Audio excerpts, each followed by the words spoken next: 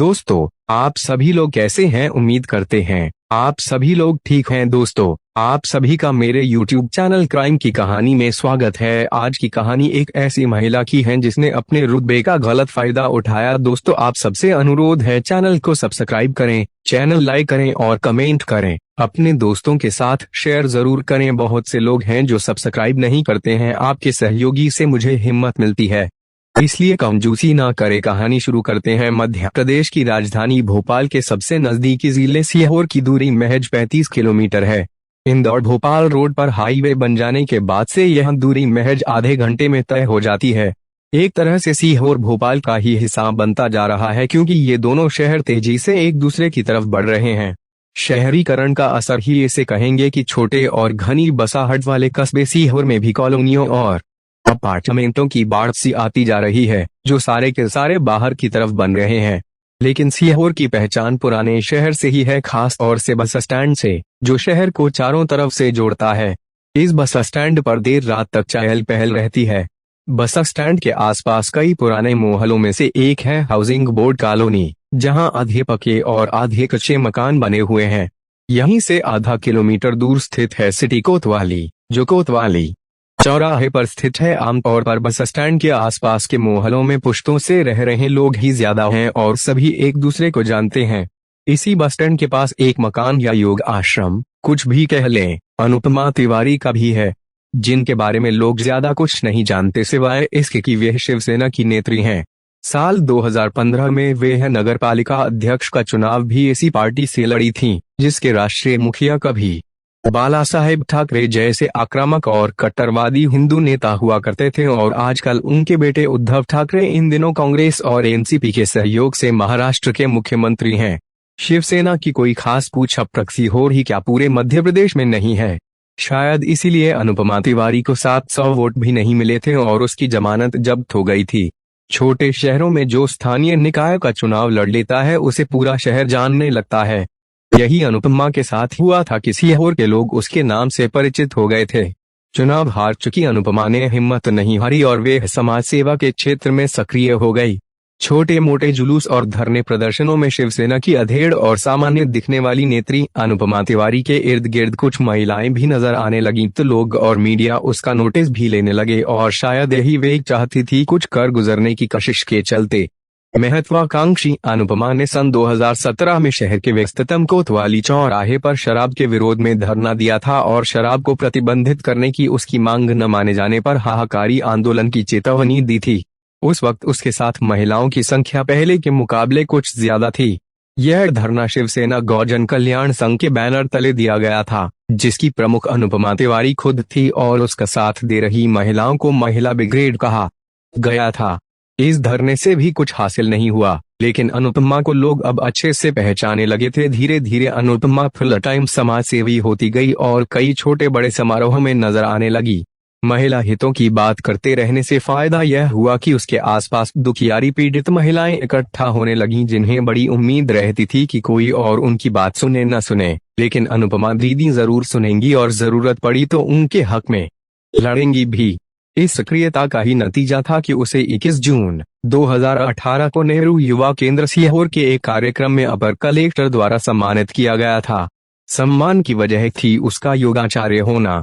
इस समारोह में वे राजनीति में सक्रिय और सफल साध्वियों जैसी भगवा ड्रेस पहनकर गई थी, इसलिए भी आकर्षण का केंद्र रही थी। एक चेहरे पर लगाए कई चेहरे अनुपमा अब तक योगाचार्य ही नहीं रह गई थी, बल्कि नेत्री और समाज सेवी के अलावा वे एक पत्रकार व साहित्यकार के रूप में भी प्रचारित हो चुकी थी। बस स्टैंड वाले मकान में अब अनुपमा का छोटा मोटा दरबार भी लगने लगा था, जहां हैरान परेशान औरतें अपना दुखड़ा लेकर आती थीं और अनुपमा से मदद की गुहार लगाती थीं। राजनीति और समाज सेवा के इस नए मत को सीहोर के लोग अब उत्सुकता से देखने लगे थे, जो आश्रम कहलाता हुआ एक शक्ति केंद्र भी बनता जा रहा था। अनुपमा अब औरतों से ताल्लुक रखते राष्ट्रीय मुद्दों पर भी बोलने लगी थी। अपनी आवाज में दम लाने के लिए उसने सोशल मीडिया पर भी सक्रिय रहना शुरू कर दिया था, और तमाम प्लेटफार्मों पर वे दिग्गज सियासी हस्तियों के साथ अपने फोटो व उपलब्धियां भी शेयर करने लगी थी। यह और बात थी कि उसे न तो ज्यादा फॉलोअर्स कभी मिले और न ही उसका अपना बड़ा प्रशंसक वर्ग बन पाया, लेकिन कुछ महिलाएं जरूर उसकी मुरीद हो गई थीं, जिनसे वे हॉटलाइन भी बड़ी बड़ी क्रांतिकारी बातें शेयर करने लगी थी। ऐसी ही एक पोस्ट उसने 8 नवंबर 2017 को शेयर की थी, जिसमें लिखा था, प्रदेश में महिलाएं सुरक्षित नहीं, बच्चियां वहशी दरिंदों का शिकार हो रही हैं। इत्तेफाक से ठीक 4 साल बाद 8 नवंबर 2021 को ही अनुपमा तिवारी पुलिस की गिरफ्त में आ गई। आरोप था महिलाओं से देह व्यापार करवाना।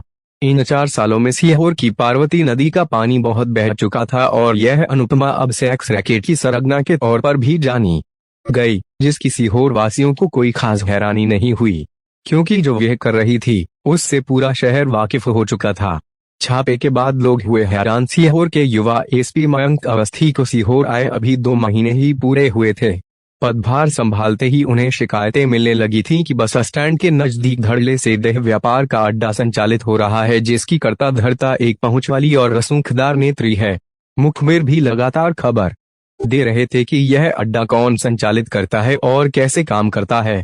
इतना ही नहीं, मोहल्ले के लोग भी नाम से और गुमनाम शिकायतें पुलिस को कर चुके थे कि इस मकान में सेक्स रैकेट के चलते उनका वहां रहना मुहाल हो रहा है, लिहाजा पुलिस सख्त कार्रवाई करे। मयंक अवस्थी ने अनुपमा की कुंडली खंगाली तो उन्हें आरोप व शिकायतें सच और अनुपमा की गतिविधियां संदिग्ध लगीं। लिहाजा उन्होंने सीएसपी समीर यादव की अगुवाई में एक टीम गठित कर दी, जिनके निर्देशन में थाना प्रभारी कोतवाली अर्चना अहीर और उनके साथियों ने 8 नवंबर 2021 को योजनाबद्ध तरीके से अनुपमा के घर पर छापा मार दिया। जैसे ही पुलिस टीम मकान के अंदर पहुंची तो तीनों कमरों में योगासनों की जगह वात्स्यायन के कामसूत्र में वर्णित कामासनों और अय्याशी का खुला खेल चल रहा था। शबाब के साथ साथ शराब भी थी, कंडोम भी थे और उत्तेजक अश्लील सामग्री भी थी, जो इस तरह के हर छापे में आमतौर पर मिलती ही हैं। एक कमरे में मसाज बेड भी था और बड़ी स्क्रीन वाला टीवी भी दीवार पर टंगा था। जब पुलिस टीम बाहर टहल रही थी, तब इस मकान से तेज आवाज में संगीत की भी आवाज आ रही थी। जाहिर है मौज मस्ती के शौकीन गुलाबी सर्दी को पूरी तरह एंजॉय कर रहे थे, जिनकी सारी खुमारी पुलिस टीम को सामने खड़ा देख हवा हो गई थी। कमरों की मुकम्मल तलाशी के बाद जब आरोपियों को लाइन में खड़ा किया गया तो उनके चेहरों पर हवाइयां उड़ रही थीं। रंगे हाथों पकड़े जाने के कारण किसी के पास अपनी सफाई में कहने को कुछ नहीं था। शुरुआती पूछताछ में यह बात साफ हो गई कि चारों महिलाएं भोपाल की उपनगरी बैरगढ़ से धंधा करने आई थीं, जिनका अपना एक व्हाट्सएप ग्रुप भी था। ग्राहकों और कॉल गर्ल्स को इंदुलता नाम की एक महिला मैनेज करती थी। पकड़े गए चारों ग्राहक सीहोर के ही थे, जिनके हाव भाव देख साफ लग रहा था कि वे इस अड्डे से अच्छी तरह वाकिफ थे, लेकिन इस बार गचा खा गए थे, क्योंकि पुलिस ने अनुपमा मैडम के नाम और रसूख का कोई लिहाज नहीं किया था। कानूनी खानापूर्ति के बाद आरोपियों को थाने लाया गया, लेकिन उसके पहले ही इस छापे की खबर जंगल की आग की तरह सीहोर से भोपाल होती हुई पूरे मध्य प्रदेश और देश में फैल गई थी, जिसकी इकलौती वजह यह थी कि इस गिरोह की सरगना शिवसेना की नेत्री थी, जो नगर पालिका अध्यक्ष पद का चुनाव भी लड़ चुकी थी। पुलिस टीम ने मौके से 10 मोबाइल फोन और 28,000 रुपए नगद भी जब्त किए। 2 लग्जरी कारें भी मकान के बाहर से बरामद की गईं।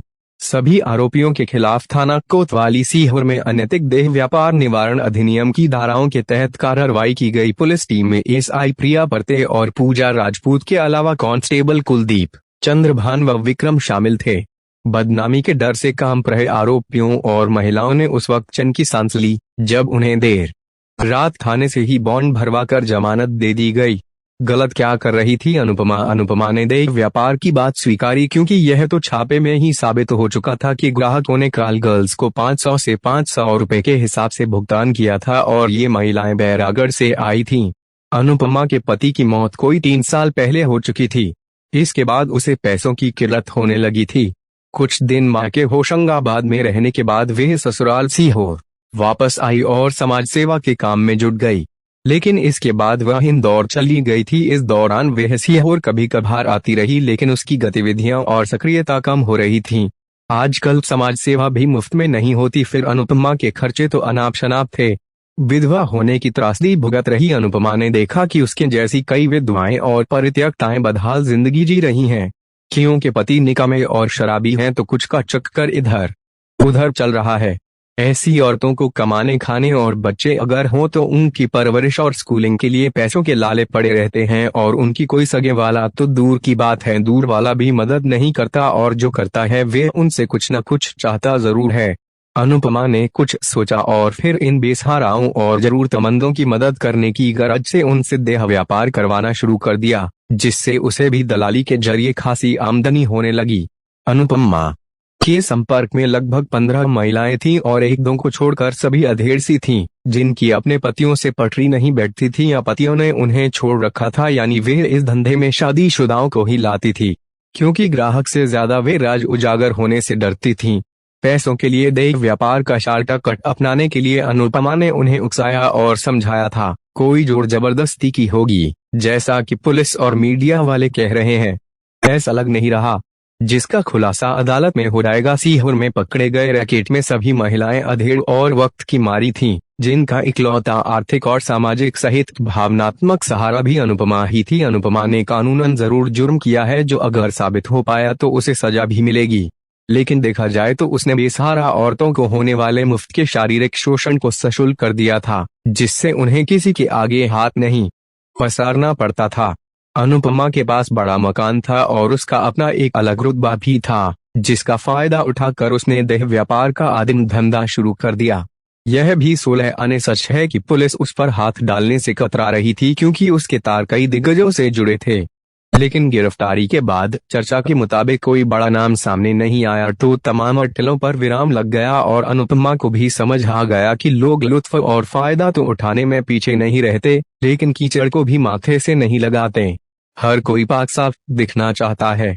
यह भी हर्ज या ऐतराज की बात नहीं, पर सीहोर का यह छापा सोचने को मजबूर करता ही है कि हैरान परेशान और जरूरतमंद औरतें देह व्यापार में क्यों आती हैं और इन्हें सजा देने से अब तक किसको क्या हासिल हुआ है। देह व्यापार जब कानून से बंद नहीं हो सकता तो इसे कानूनी मान्यता देने में हर्ज क्या है। दोस्तों, आपको कहानी कैसी लगी कमेंट करके जरूर बताएं और एक बार फिर आपसे अनुरोध है, चैनल को सब्सक्राइब करें और लाइक करें, शेयर करें। कल फिर आपसे मुलाकात होगी एक और नई कहानी के साथ, तब तक अपना ख्याल रखें और